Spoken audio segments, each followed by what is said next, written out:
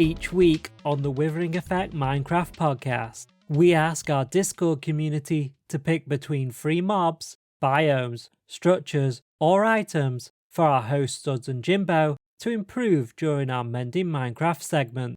Here's the winners for episodes 158 to 162.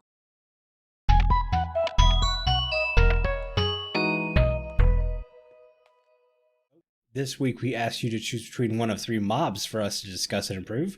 Your choices were Guardian, Wither Skeleton, and Sheep. And the winner of Mending Minecraft this week is...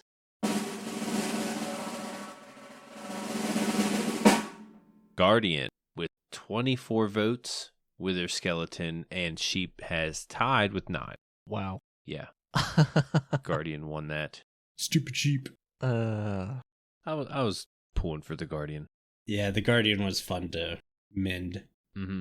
A few things about the Guardian. Actually, a lot of things. Yeah. About the Guardian. They're pretty unique. Guardians are pufferfish-like hostile mobs that spawn in and around ocean monuments. They can spawn only if spawning block and the block below the spawning block are both water, regardless of stationary water or flowing water. Guardians swim around in water, attacking any players, squids, glow squids, or axolotls that come into range of its laser. They swim in abrupt charges, moving their tail rapidly when doing so. When swimming, their spikes retract. When not swimming, they sink slowly and their spikes extend and quiver. I think I've seen that, actually. The laser takes 2 seconds to charge, doing no damage in the meantime. It starts out purple and fades to yellow. Once charged, the laser flashes green and deals 6 hearts regular damage, and could deal more depending on the difficulty. Guardians deal damage each time it's hit with a melee attack while its spikes are extended, similar to the Thorn's armor enchantment. And Guardians drop Prismarine shards and 10 XP when killed, and also have a chance of dropping Prismarine crystals, cod, salmon, tropical fish, and pufferfish. And that is all for the Guardian. It's a mouthful. Okay, I had a little bit of fun with the Guardian, and I took tropical fish as my inspiration. We should have different Guardians for different biomes. I know Deep Ocean's like the only one that temples spawn in. I think temples should spawn in multiple biomes. And so if you have a temple spawning in a warm ocean, Guardians should have a different color, maybe purple, maybe yellow. And instead of lasers, I've never been a fan of the Guardian laser. When they hit you, instead of the pokey effect, you get hit like a pufferfish. So you get poisoned. Like a poison? Okay. Yep. For a very short amount of time, like a pufferfish? Correct. Yeah, because it just sounds like it's getting more dangerous, and they're already pretty dangerous. Yeah. Uh-huh. For a cold ocean, the little poke will give you the slowness effect. Nice. Maybe have purple, blue Guardians, whatever. And then Elder Guardians, in general, when they poke you, you should have a hypnosis effect where it just kind of does that wavy screen motion. Mm-hmm. Mm-hmm. And you can't swim away, you can't attack, and you obviously can't mine because you're getting mining fatigue. Yes. That was my Guardian fix. Yeah, I feel like once you're hypnotized, you're dead. Oh, yeah, that was the point. If you're not moving, yeah. Well, after our little ocean monument escapade earlier this season, I don't like those changes. They're bad enough. Yeah, it seems like they'd be more difficult. Well, without the laser. Oh, you're taking the laser away, right? I'm taking the laser away. Okay. So it wouldn't be too bad. So trident would be ideal. Yes. To take with you. Yeah, make the trident even more necessary. Overhaul the trident, really. That's another topic. It is. Yeah, everyone wants harder mobs. They keep saying it, and I'm like, well, here you go. Oh. Here's a mending that makes everything harder. Yeah, but you don't want harder mobs. I'm a man of the people. The only thing I would change or mend would be that I wouldn't have them drop fish if they're not killed by a player. Because it just clogs up your Guardian farm. Yeah. No one's ever built a Guardian farm for the food. No. Yeah. I mean, salmon's decent, but it's not your go-to. You know, it's even cod, definitely. Cod is just annoying. Tropical fish, even, I could go without because, with the new spawning in the, lush caves, there's plenty of tropical fish to gather up there. Oh, yes. And you'll never need like a stack of tropical fish. When do you ever need a stack of it? To friend axolotls, I believe? Is that what you need to? Or no? They need to be alive, but you need buckets. Bucket. Yeah, all you need is a bucket of water. Yeah. You gotta feed them live fish. What? Yeah. Axolotl? Mm-hmm. You gotta give them tropical fish from a bucket. You just pick them up in a bucket. Well, you can just pick them up in a bucket, but to breed them... Oh, okay. Right.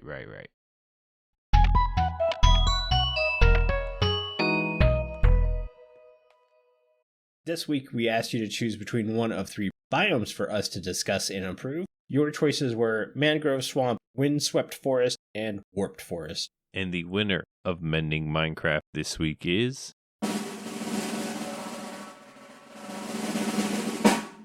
Windswept Forest. Why not? Be the hardest one to mend. Yeah. That's why it won. It won with 30 votes. I agree with Jimbo. It feels like people are trying to set me up for failure. Yeah. Oh, yeah. We're getting set up for sure.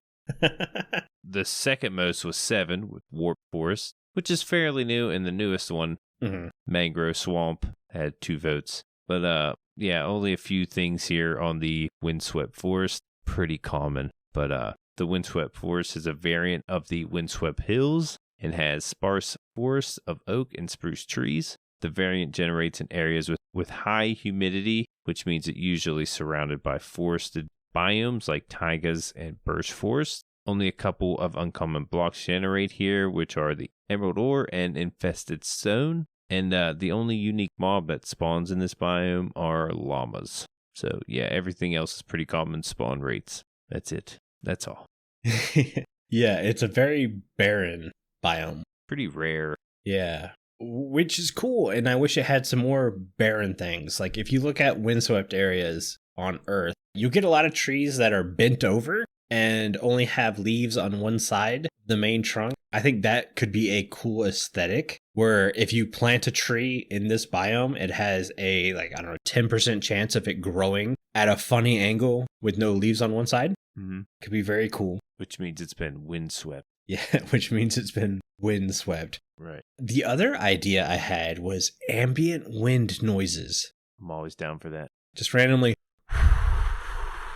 happening. But I didn't hear any of that. You didn't hear any of that? Yeah, maybe Audacity. Carl, add wind effect.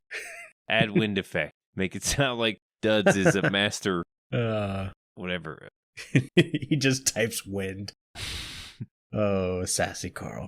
But only when the player is exposed to skyblocks. So if you're inside a building or whatever, I don't want the wind noise because it doesn't make any sense for the wind noise to be there. Yeah. And the final thing, boulders. Every picture I saw with windswept areas, there were boulders in it. I know we have a little bit of that in the mega taiga areas with the mossy cobblestone. Yeah. But I want some chunky boulders to be hanging out. I think that'd be cool. Yeah, they don't even have to be mossy. No, they don't even have to be mossy. Just boulders in general. Yep. That'd be cool. I think so. That's all I had for Mending Minecraft. Pretty simple. Like you said, it's a rare biome. Not a lot of people are building there, but I think these are some things that would allow it to stand out a bit more. Yeah, the whole windswept concept is really cool when you run into it.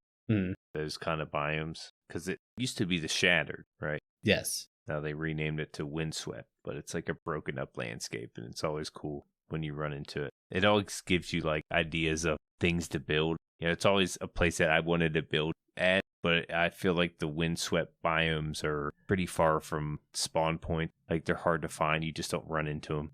Yeah. Yeah, I really don't have much for that either. The windswept forest. It was a rough one to really think about. Mm-hmm.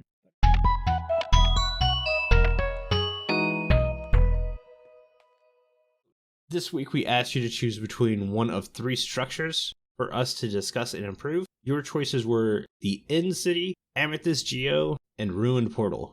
And the winner of Mending Minecraft this week is...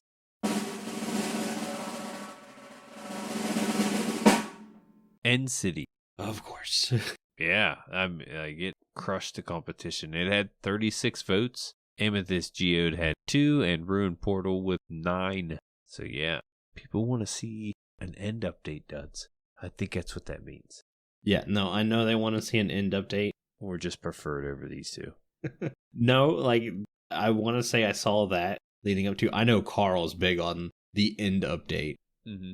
I don't know. I mean, even with the Nether update, that being a huge update, I go in the Nether, get what I need to get out. Yeah. Well, let's mend this end city and see what an end update might look like. And that's a problem because I forgot to do my Mending Minecraft this week. Well, I'm going to explain the end city while you think of ways to mend it. End cities are castle-like structures found on outer islands of the end. They are inhabited by shulkers and hold loot among the most valuable in the game. End cities generate on large islands where coarse trees grow. Unlike other structures, end cities are generated in a noticeable grid. They are located only in chunks numbered 0 through 8, plus a multiple of 20.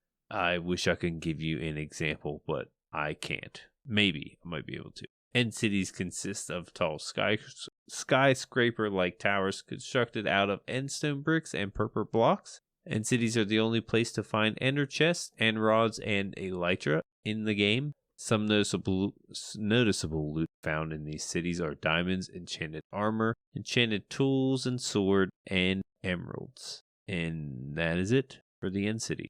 Mm-hmm. When you think of like end cities, end cities is one of the most complete structures in the game.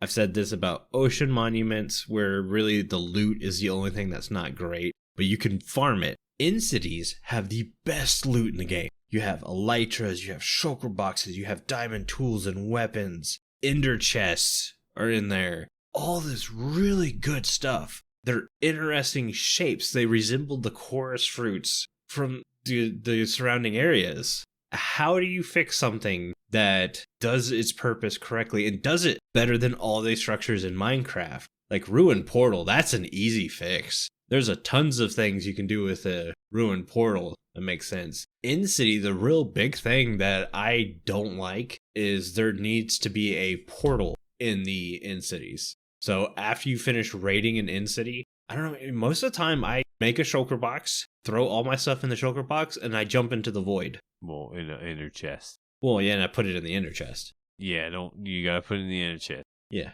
Looking for one of those portals on the way back. It's a pain and a waste. Yeah, it can be. So I don't know why every city doesn't have one of those. Maybe have kind of additional structures in the city. Maybe the chance for ships is a little bit higher. I've seen a lot of chunks lately chopping ships off, which is really rough. Like, I had never seen that in person till probably the past year, and then I've seen 3 of them. And I've heard of a lot of people. I want to say on Channel 64, there's at least one. Ripple Effect last season, there was one, and I found one in the Biome Survivor world.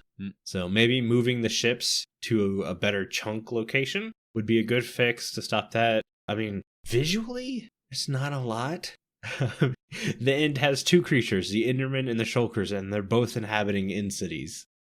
Tactically, the End cities can be challenging. Their whole thing is verticality. The Shulkers lift you up and drop you as a way to kill you. There's some parkour elements. There's some parkour elements, and End cities can kill you. I've died to End cities before. Oh, yeah, definitely. They're a bit of a challenge. And I'd say the one thing they're missing is the farming aspect, but we have shulker duplication now, so you can farm shulkers. I'm to the point where an End City might be one of the ugliest structures in Minecraft because of all the endstone and purpur, but it might be one of the most complete structures in Minecraft, now that we're sitting here talking about it. Yeah, it's pretty close. I agree with that. It's pretty close. Maybe different looking blocks, or new blocks. Yeah, that's an obvious one. If you want to add new blocks, new structures, that'd be different. But to fix the End City as it is with what we have in the game now, just put a portal in. It's pretty good. You're not going to beat the loot. Maybe, okay, here is one thing. Maybe have food, a more range of food in the city itself. You can get beetroot seeds. I don't think you can get actual beetroots to eat. No, just the seeds. Yeah, you can eat chorus fruit, but that teleports you around everywhere. A sturdy actual food, that could be nice. But I think you wouldn't get something like that unless the End got update with new plants. So I'm sorry if it feels like I wasted some of your guys' vote, because 36 of you did vote compared to the rest. But end cities are good.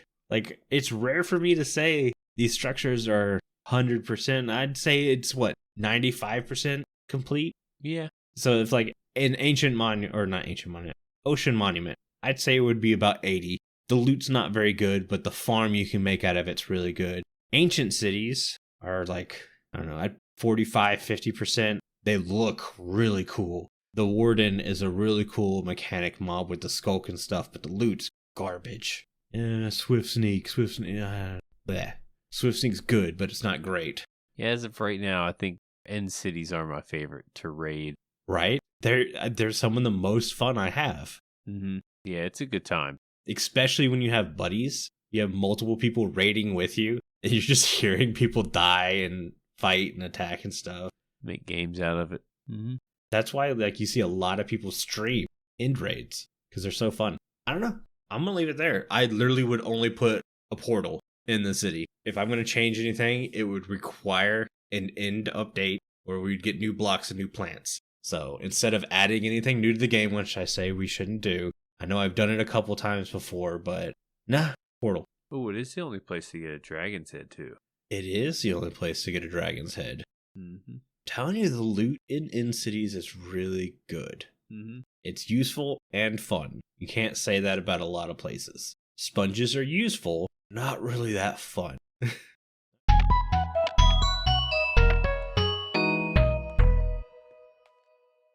And this week we asked you to choose between one of 3 items for us to discuss and improve. Your choices were Hoe, Book and Quill, or Totem of Undying. And the winner of Mending Minecraft this week is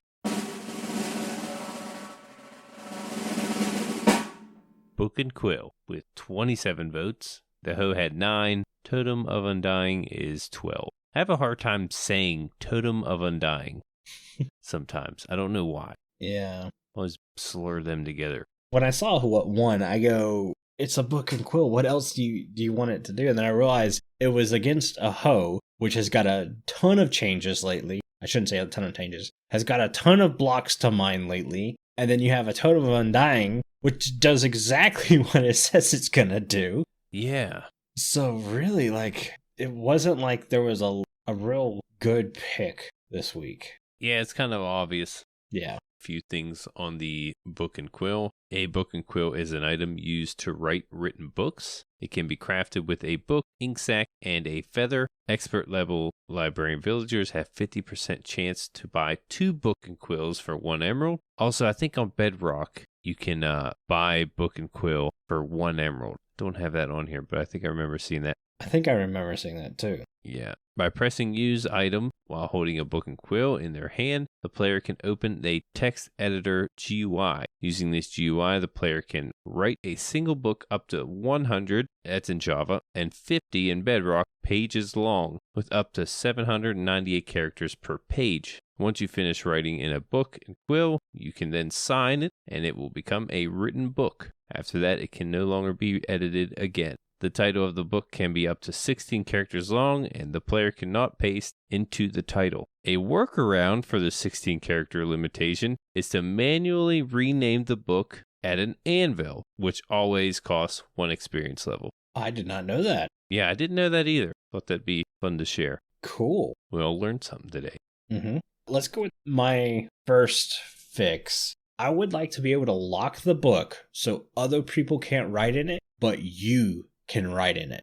Okay. You don't have to sign the book, because once you sign the book, you're done. There's no fixing it. Right. You might see something you forgot.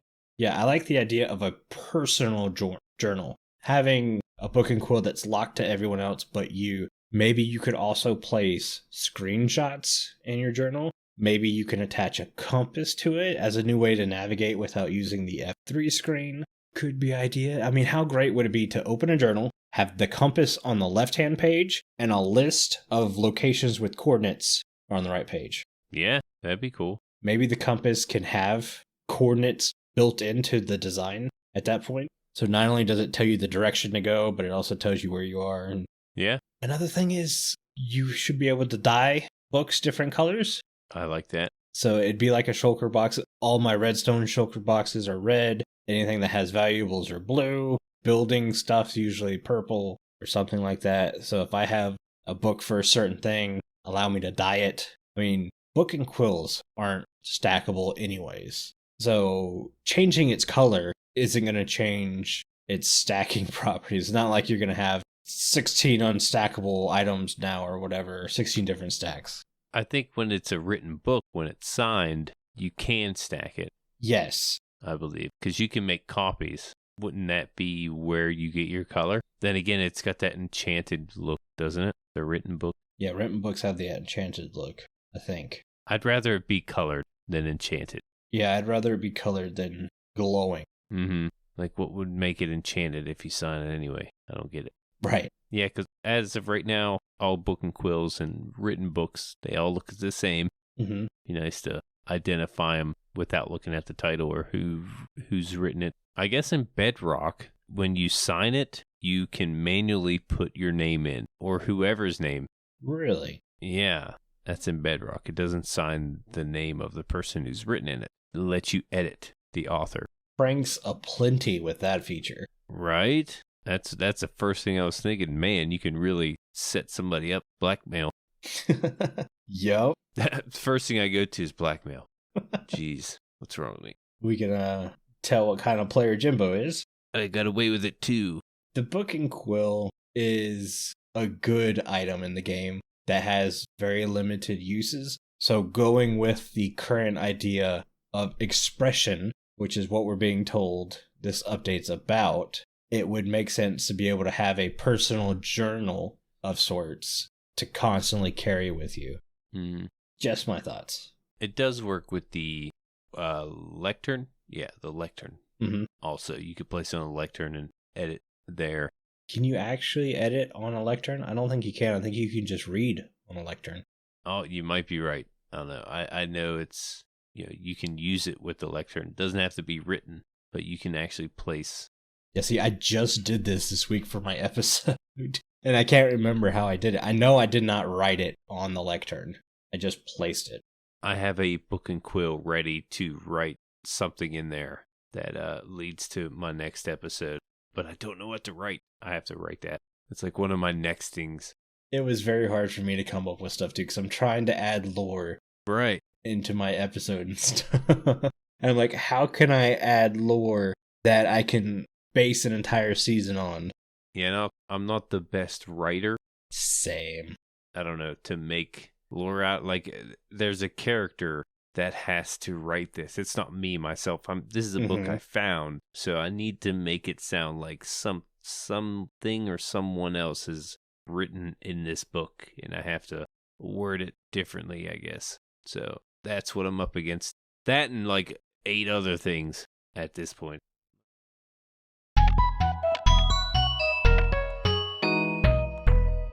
Let us know what you think of our improvements and share your own in the comments below. You can listen to the full versions of these episodes by following the links in the description or anywhere you listen to podcasts. Thank you for joining us on this Mending Minecraft recap.